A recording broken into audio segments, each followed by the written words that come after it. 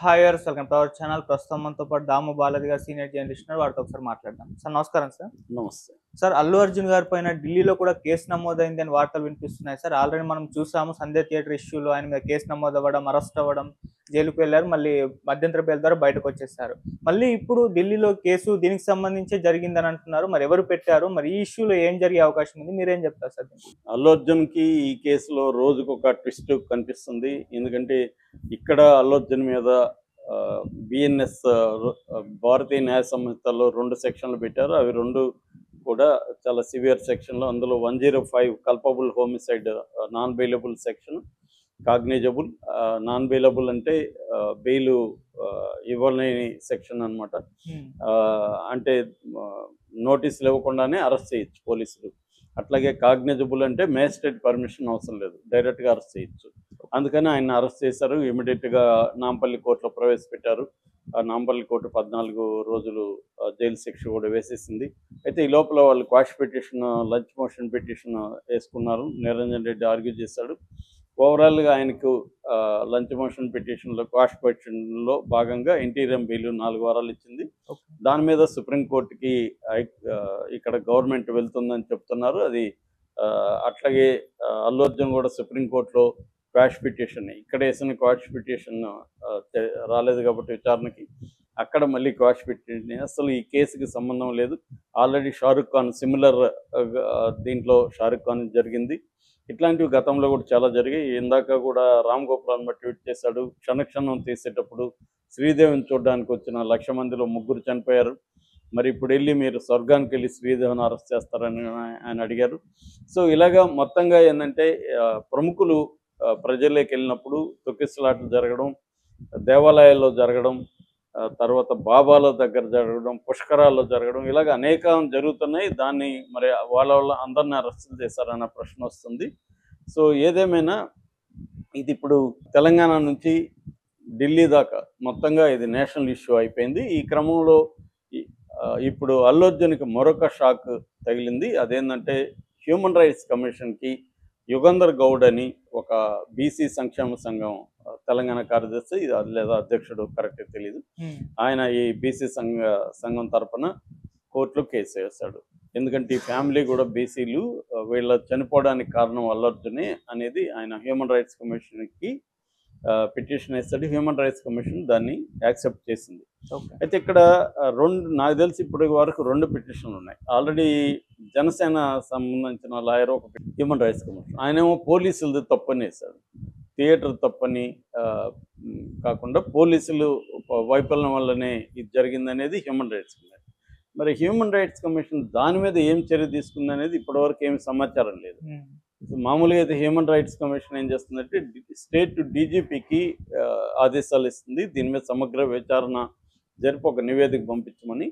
So మరి అదేమన్నా చేసిందా లేదా వాళ్ళు ఏమన్నా ఒక జడ్జిని, రిటైర్డ్ జడ్జిని కానీ పంపించి విచారణ జరిపిస్తారా అనేది చూడాలి. మామూలుగా బీసీ కమిషన్ వాళ్ళకు కూడా పెట్టచ్చు. ఇది ఒక బీసీలకి అన్యాయం జరిగినప్పుడు బీసీ కమిషన్ కూడా ఇన్వాల్వ్ అవుతుంది. ఎందుకంటే మహిళలకు అన్యాయం జరిగితే మహిళా కమిషన్ ఇన్వాల్వ్ అవుతుంది, ఎస్సీలకి ఎస్సీ కమిషన్ ఉంటాయి, ఇలాగ కమిషన్లు ఇన్వాల్వ్ అవుతాయి. సో ఆ రకంగా ఇప్పుడు ఇంకొక కొంత తలనొప్పిగా చెప్పుకోవచ్చు. ఇప్పుడు అది వేస్తే అది ఇంకో దానివల్ల ఫైనల్గా తేలాల్సింది కోర్టుల్లోనే, కమిషన్ల తేల్చేదేమి ఉండవు. కాకపోతే అవన్నీ కూడా కోర్టులు పరిగణలోకి తీసుకోవచ్చు. రేపు పొద్దున court strong case Allu Arjun మీద పెట్టడానికి ఇవన్నీ కూడా పనికొచ్చే అవకాశాలు ఉన్నాయి. బెయిల్ ఇప్పుడు అల్లు అర్జున్కి ఏంటంటే ఒక టెన్షను, ఆల్రెడీ వారం అయిపోయింది, ఇంకో 3 వారాల్లో ఈ బెయిల్ ల్యాప్స్ అయిపోతుంది. బెయిల్ ల్యాప్స్ అయిపోయినప్పుడు రెగ్యులర్ బెయిల్కి అప్లై చేయాలి. రెగ్యులర్ బెయిల్కి అప్లై చేసి బెయిల్ రాకపోతే మళ్ళీ జైలుకి వెళ్ళాల్సి ఉంటుంది. ఆల్రెడీ రిమాండ్ ఉంది, ఆ రిమాండ్ మీద ఇప్పుడు ఇంటీరియం బెయిల్ ఉంది. ఇంటీరియం బెయిల్ లోపల ఈయనకి క్వాష్ పిటిషన్లో వెళ్ళి కానీ ఈ కేసు అసలు అల్లు అర్జున్కి వర్తించదని కానీ సుప్రీంకోర్టులో తెచ్చుకోగలిగితే ఆయనకి ఊరట లభిస్తుంది. లేదన్నప్పుడు మాత్రం అల్లు అర్జున్కి కష్టమే.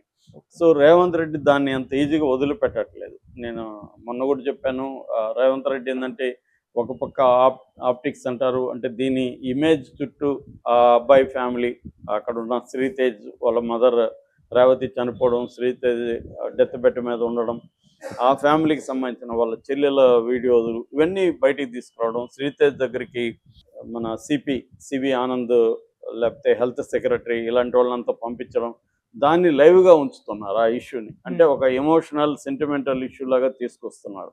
ఇప్పుడు ఎప్పుడైనా మనకి ఎక్కడో 10 మంది చనిపోయారంటే మనకేం ఫీలింగ్ రాదు. కానీ ఆ 10 మందిలో ఫ్యామిలీస్ దగ్గరికి వెళ్ళి వాళ్ళ పిల్లలు ఎలా ఫీల్ అవుతున్నారు, ఈ వీడియోలంతా వస్తే మనకి సింపతి, అయ్యో పాపం అనిపిస్తుంది. ఎప్పుడైనా డీటెయిలింగ్లో డెవిల్ ఇన్ ద డీటెయిల్స్ అనే ఒక సామెత ఉంది. దాన్ని గాడ్ ఇన్ ద డీటెయిల్స్ అని కూడా కొంతమంది అంటారు. ఏదైనా డీటెయిలింగ్ అయితేనే మనకి ఎమోషన్ వస్తుంది. లేనప్పుడు వేగ్గా ఉండింది అనుకో, 10 మంది చచ్చిపోయారంట అంటే, లేదా కాంగోలో 100 మంది చచ్చిపోయారంటే మనం ఏం ఫీల్ కాం. కానీ ఇక్కడ ఒకరు చనిపోయారంటే ఎలా చనిపోయినారు చూడండి, వీడియోలు చూపించి పిల్లల దగ్గర మాట్లాడించి ఇవన్నీ చేస్తే మనకి ఎమోషన్ వస్తుంది. సో ఆ కైండ్ ఆఫ్ చేయడానికి రేవంత్ రెడ్డి ప్రభుత్వం ట్రై చేస్తుంది ఒక వైపు. రెండో వైపు లీగల్గా దీన్ని ఎలా తీసుకెళ్లాలనేది ట్రై చేస్తుంది. అందుకని అల్లు అర్జున్ రావద్దంటే కూడా వచ్చాడు అనేది ఒక లెటర్ కూడా ప్రొడ్యూస్ చేశారు. అంటే థియేటర్ యాజమాన్యం పర్మిషన్ అడిగినప్పుడు పోలీసులు రిజెక్ట్ చేశారు, రావద్దని చెప్పారు క్లియర్గా అని ఒక లేఖ కూడా ఉంది.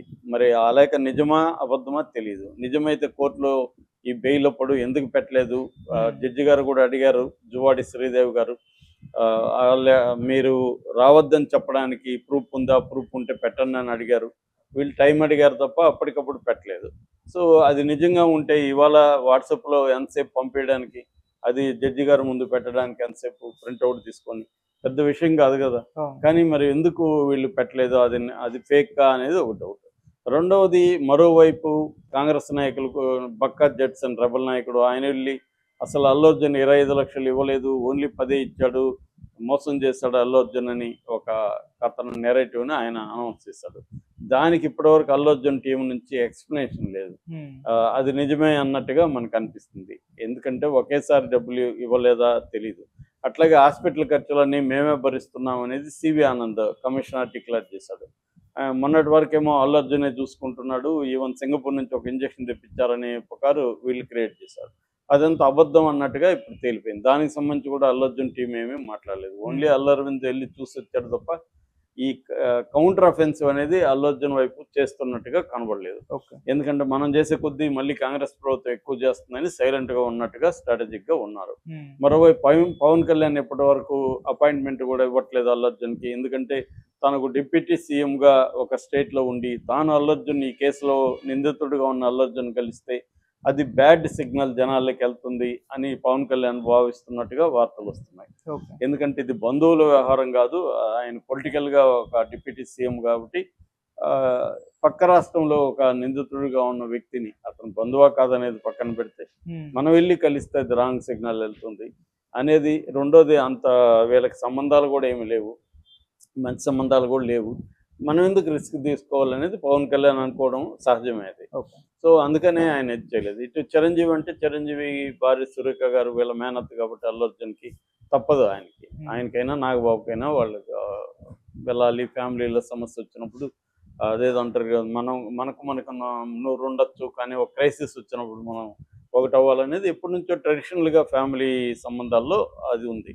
సో ఈ కాంటెక్స్ట్లో ఇప్పుడు అల్లు అర్జున్కి ఈ నేషనల్ హ్యూమన్ రైట్స్ కమిషన్ పెట్టడం వల్ల ఏ మాత్రం నష్టం ఉంటుంది అనేది చూడాలి. అయితే ఒక అల్లు అర్జున్కి ఒక ఊరట కలిగించే కొత్త న్యూస్ ఏంటంటే, ఈ అబ్బాయి శ్రీతేజ్ కండిషన్ కొంత బెటర్గా ఉంది, ఆ అబ్బాయి కళ్ళు తెరిచి చూస్తున్నాడు, కాకపోతే ఏమీ గుర్తుపట్టట్లేదు, కొంత స్టేబుల్గా ఉంది.